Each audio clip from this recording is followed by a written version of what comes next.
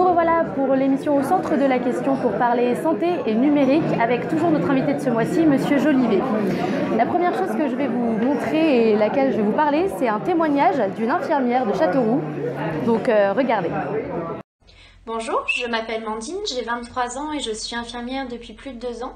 En prenant en considération que les jeunes médecins généralistes susceptibles de s'installer dans la région centre ont fait leurs études dans des grandes villes, je souhaitais savoir comment comptiez-vous rendre plus attractive la région afin de combler les déserts médicaux. Merci. Alors qu'est-ce qu'on répond aux jeunes qui sont dans ces situations-là ? La question de Mandine concerne plus que le domaine médical, l'attractivité du territoire pour pouvoir accueillir des candidats éventuels à l'installation. Et elle fait d'ailleurs le constat que dans le domaine médical, il faut d'abord des médecins avant d'avoir des nouvelles techniques de communication comme la télémédecine. Elle pose le problème de l'aménagement du territoire.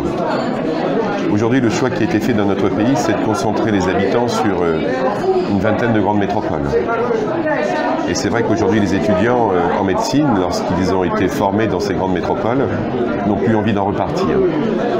Il faut donc leur donner le moyen de revenir dans ces départements. Qui plus est, comme nous manquons beaucoup de généralistes, les médecins généralistes sont maintenant des spécialistes. Ils font 10 ans d'études, ils font leur stage aujourd'hui dans les hôpitaux.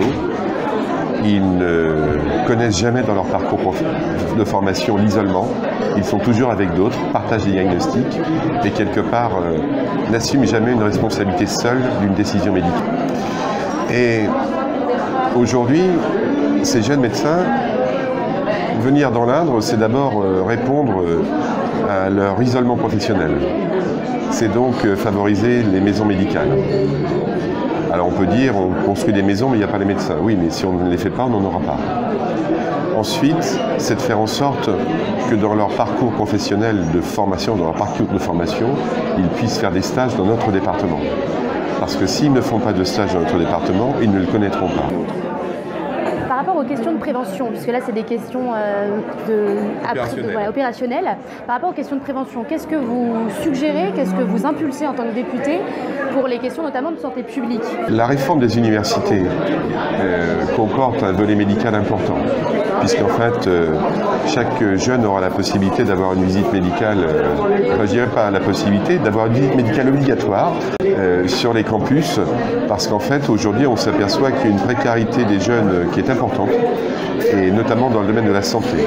Et paradoxalement, alors qu'on nous vend de la prévention depuis 30 ans, 40 ans, en tous les cas depuis que je suis attentif à ce qui se passe autour de moi, on s'aperçoit que la prévention n'est pas aussi bonne, puisque paradoxalement, dans le domaine des produits, on va dire, à caractère, comment dit-on, ces produits type drogue, les drogues additives, stupéfiants, additives, on s'aperçoit qu'il y a une consommation de plus en plus importante. On s'aperçoit également qu'il y a une consommation de plus en plus importante d'alcool. On s'aperçoit également, et ça c'est un grand paradoxe, que les IVG augmentent chez les femmes jeunes, alors que ça avait reculé pendant 15 ans. Il faut arriver aujourd'hui à se ressaisir de ces sujets, et non pas de manière autoritaire, mais de manière participative et explicative. Vous savez, la France a fait disparaître les médecins et les infirmières scolaires dans les collèges. Qu'est-ce qu'on propose alors? Ce qu'on propose aujourd'hui pour nos jeunes, c'est de rétablir les infirmières scolaires dans les lycées et dans les collèges, enfin les infirmières, un corps médical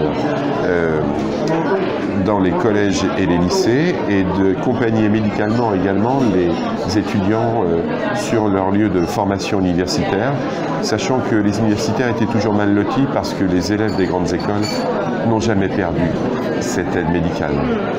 Et il faut rétablir le principe d'égalité.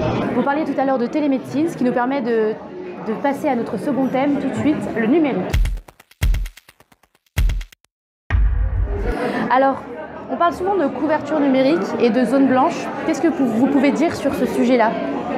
Alors, il y a deux choses dans le numérique. Quand on dit couverture, il y a le téléphone et il y a l'Internet. Sur le téléphone, en fait, nous sommes un département rural, les opérateurs ne s'occupent pas de nous. Alors comment on change ça? Alors, comment on change ça? C'est l'objectif du gouvernement, puisqu'un plan de 4 milliards dans le domaine numérique a été décidé au niveau de l'État.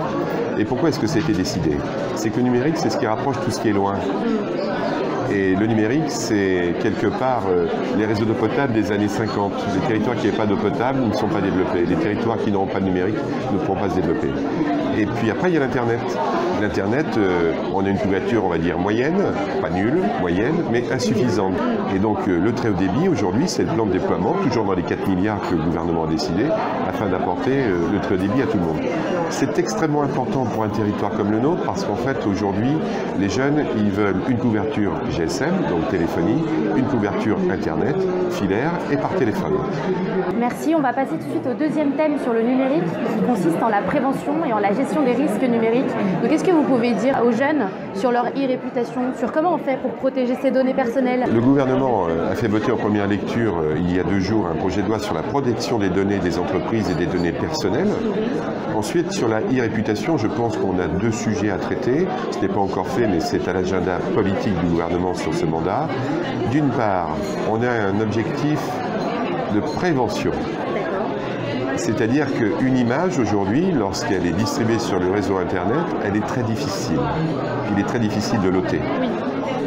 Ça veut donc dire que celui qui la met doit penser à ce qu'il fait. Et lorsqu'il y met son nom, il y apporte sa signature. Donc on a besoin de faire de la prévention sur la maîtrise de ces nouveaux outils. Et puis ensuite, sur la e-réputation, vous savez, les serveurs souvent de l'ensemble des sites auxquels on peut avoir accès ne sont pas souvent en France. D'ailleurs, pas souvent non plus en Europe. Comment on fait? Voilà. Alors comment on fait?